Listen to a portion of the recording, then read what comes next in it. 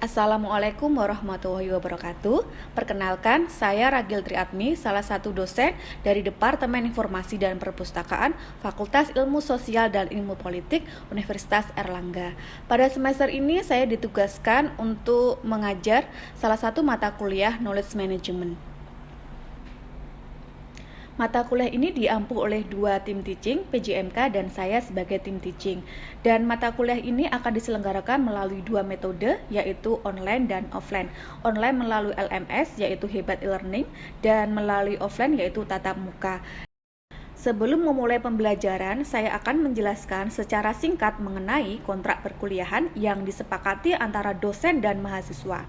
Kontrak perkuliahan ini merupakan ringkasan dari RPS, yaitu Rencana Pembelajaran Semester, yang berisi capaian pembelajaran lulusan atau CPL, capaian pembelajaran mata kuliah atau CPMK, deskripsi mata kuliah, referensi yang dipakai pada mata kuliah Knowledge Management, tugas perkuliahan, komponen penilaian perkuliahan, dan yang terakhir berisi tentang etika dan mekanisme perkuliahan.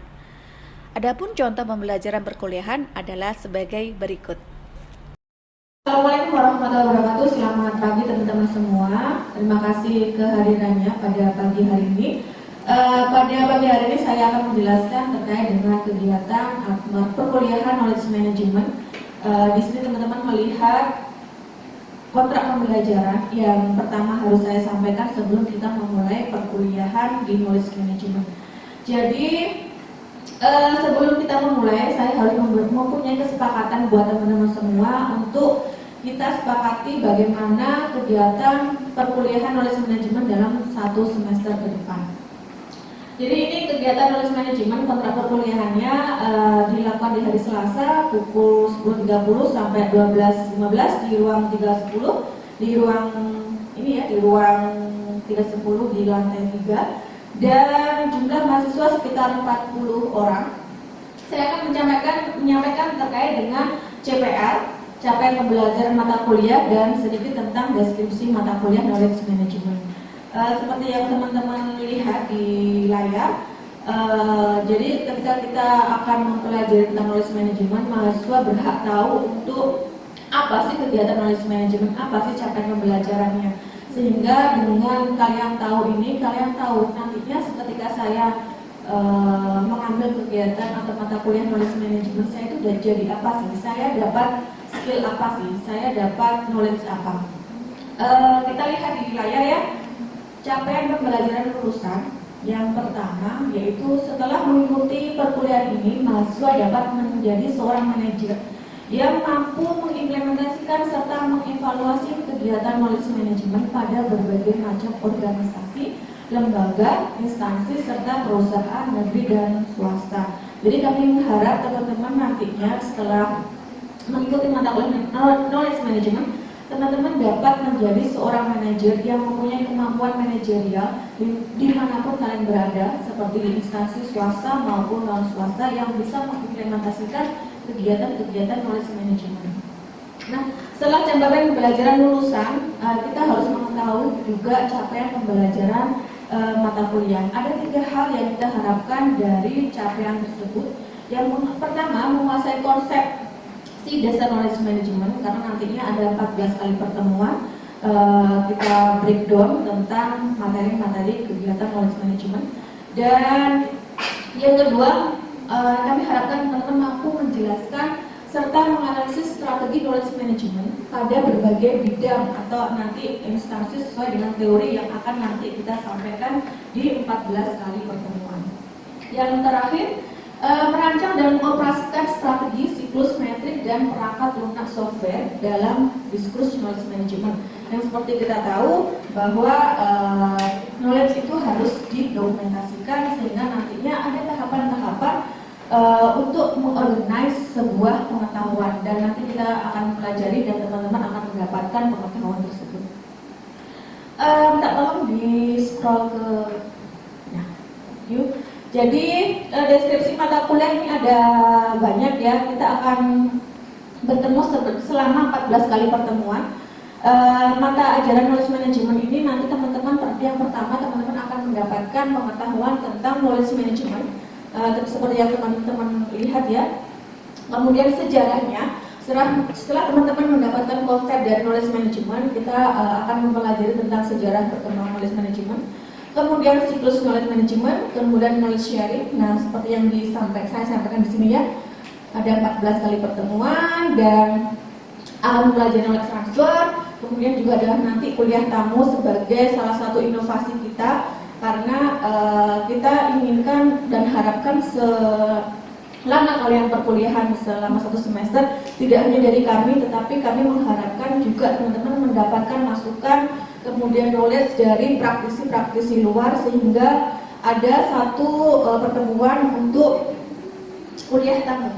Kemudian ada knowledge worker, pertemuan selanjutnya, dan culture in knowledge management, kemudian dinamika perkembangan teori dan tantangan masa depan knowledge management, dan ada PKL. Tentu saja PKL merupakan salah satu metode yang kami harapkan dapat kalian lakukan untuk perkembangan dari metode knowledge management, sehingga dengan studi kasus, dengan melakukan PKL, kami harapkan teman-teman mampu mengimplementasikan kegiatan knowledge management di berbagai bidang tertentu, komunitas, instansi, maupun di lingkungan sekitar Anda. Yang ini adalah selanjutnya untuk referensi. Ada beberapa referensi yang kalian bisa ambil dan dapatkan, dan ini selalu kami update dalam setiap semesternya. Ada beberapa referensi dan tentu saja teman-teman dapat mencari referensi lain selain yang apa yang kami sampaikan. Nah, tolong next. Ya, ada banyak referensi ya.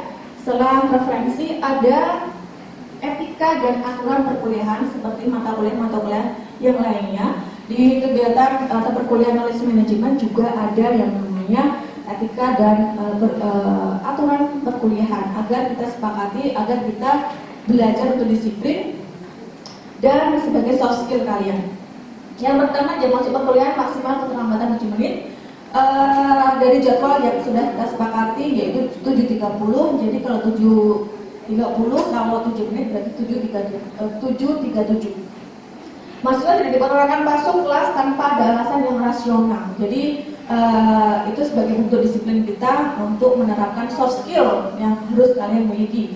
Mahasiswa yang telah mengumpulkan tugas tidak sesuai dengan jadwal pergumulan juga mendapatkan sanksi -1, terakumulasi berdasarkan keterlambatan. Kemudian teman-teman harus juga memiliki WA sebagai media kita berkomunikasi agar kita lebih efektif untuk berkomunikasi dengan dosen pengampu dan teman-teman semua yang mengambil mata kuliah knowledge management.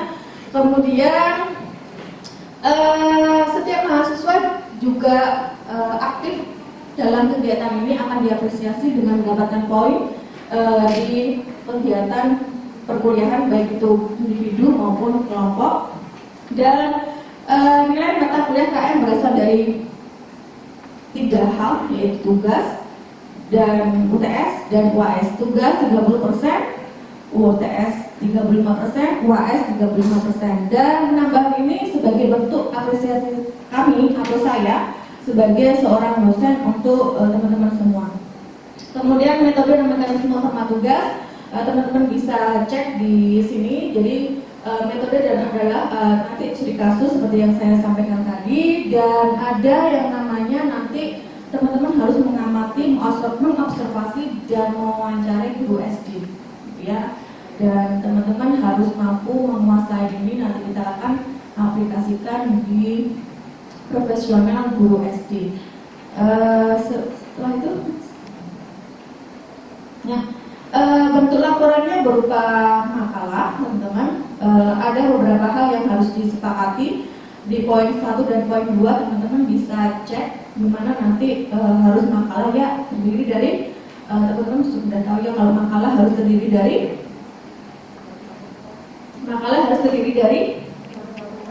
pendahuluan, isi, penutup, harus terdiri dari itu. Dan referensi minimal 2 berasal dari 1 jurnal internasional bereputasi dan 1 jurnal nasional bereputasi. Cantumkan bukti observasi dan wawancara, yaitu foto wawancara baik itu online maupun offline. Fontnya 12 mr Times New Roman dari 1,5 spasi, dikumpulkan tanggal 22 Maret. Dan pastikan kegiatan wawancara harus disepakati antara kedua belah pihak. Nah, ini adalah komponen penilaian, ada tugas kelompok, UTS, dan UAS. Nanti kontrak perkuliahan ini akan kita sepakati secara bersama-sama agar menjadi rule kita dalam satu semester ke depan dalam mata kuliah knowledge management. Begitu. Terima kasih. Silakan. Nah, ini pengetahuan dan materi yang paling dasar yang harus kalian ketahui tentang knowledge management. Jadi knowledge itu ada dua hal ya jenisnya, ada knowledge tacit dan knowledge explicit. Ada perbedaan dan ada persamaan ketika kita menjelaskan tentang knowledge tacit maupun knowledge explicit. Kalau tacit jelas, tacit itu ada di benak manusia masing-masing. Tacit tidak bisa dilihat karena ada di benak manusia masing-masing, individu itu masing-masing. Sehingga kelemahannya, tacit tersebut tidak dapat dimanfaatkan oleh orang lain karena ada di benak manusia tersebut. Beda dengan eksplisit. Eksplisit adalah pengetahuan yang sudah terdokumentasikan sehingga dapat mudah dimanfaatkan dan bervalue oleh orang lain. Sehingga manfaatnya seperti yang saya jelaskan tadi, mudah dimanfaatkan dan selain itu eksplisit karena bentuknya eksplisit maka mudah dicari temu kembali informasi atau pengetahuan tersebut.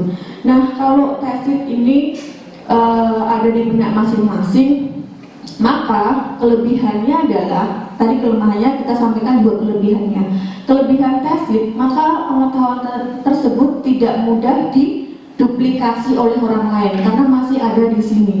Beda dengan eksplisit. Ketika eksplisit itu sudah terdokumentasikan, maka kelemahannya tadi kita akan mudah ditiru oleh orang lain karena terdokumentasikan. Bisa jadi orang lain akan mudah mencontoh pengetahuan yang sudah kita miliki karena sudah terdokumentasikan seperti di website, seperti di database dan pengetahuan-pengetahuan lain. Nah, seperti yang tugas pernah kita lakukan, tesit itu ada di benaknya masing-masing. Saya minta 3 orang untuk menceritakan mengenai tugas atau studi kasus yang sudah dilakukan di lingkungan daerah kalian masing-masing atau pada guru SD. Silahkan Putri, Kezia, dan Erik untuk maju ke depan sedikit menceritakan tentang bentuk tesit eksplisit di lingkungan kalian masing-masing. Silahkan maju ke depan. Sedikit saja ceritakan gambaran kecil mengenai implementasi tesit dan eksplisit. Silahkan Putri terlebih dahulu. Ya, terima kasih Bu Rayu. Jadi untuk tesitnya ini kan sebenarnya saya itu mewawancarai atau mengerjakan tugas dari sosok yang dituakan pada suatu daerah. Dan untuk saya sendiri yaitu seorang datu yang berhubungan dengan Sungai Mahakam, itu berasal dari daerah saya ya, dari Samarinda. Nah, datu itu bernama Mama Ayu yang saya panggil. Jadi Mama Ayu ini memiliki suatu tesit di mana memiliki pemahaman bahwa Sungai Mahakam itu memang sesuatu yang dikeramatkan di daerah Samarinda seberang. Nah, masyarakat di sana itu harus mematuhi beberapa aturan yang memang tidak terlihat, seperti tidak boleh berbicara kasar ketika berada di dekat Sungai Mahakam atau mereka nanti akan tenggelam, seperti itu salah satu contohnya.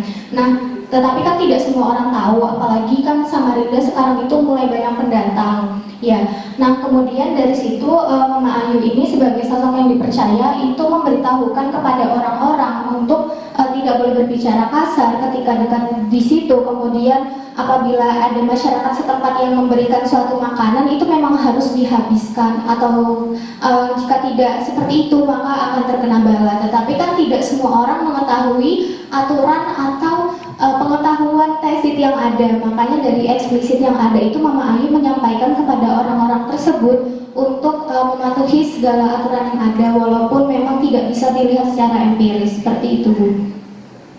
Terima kasih, gaplus buat Putri. Silakan Kezia menyampaikan mengenai tesit dan eksplisit pada guru SD. Silakan Kezia.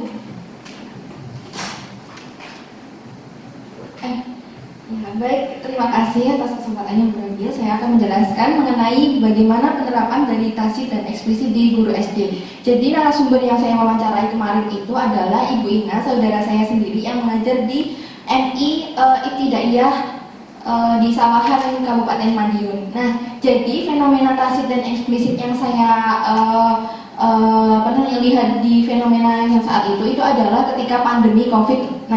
Nah, jadi Ibu Ina ini menjelaskan bagaimana kondisi pendidikan itu di saat pandemi. Ternyata anak-anak yang selama dari kelas 1 sampai kelas 2 itu yang tidak mendapatkan ajaran secara langsung itu ternyata kurang dari didikan moralnya, tetapi dari didikan mungkin pendidikan formalnya itu sudah bisa, tetapi yang dibutuhkan Ibu Ina itu bukan sekedar pendidikan formal, tetapi juga pendidikan seperti etika, kemudian moral, dan bagaimana dia itu menerapkan nilai-nilai agama karena penerapan di MI. Nah, akhirnya Ibu Ina ini menerapkan secara nggak sadar ya, dari tacit ke eksplisit, eksplisit ke eksplisit, kemudian dari eksplisit ke tacit gitu. Jadi pertama itu sudah ada kurikulum yang pertama. Nah, kurikulum di MI itu juga sudah memberikan bagaimana pengajaran penerapan moral dan etika, terutama nilai agama ke siswa MI tersebut. Jadi misalnya diberikan ceramah, kemudian sedikit-sedikit itu diberikan kayak brainstorming gitu, gimana kalian di situasi harus meminta uang kepada orang tua untuk membeli buku gitu. Bagaimana cara meminta kepada orang tua, bagaimana dia harus menabung setiap hari, mengamalkan uang mungkin Rp1.000 saja ke dalam kotak amal. Nah, seperti itu.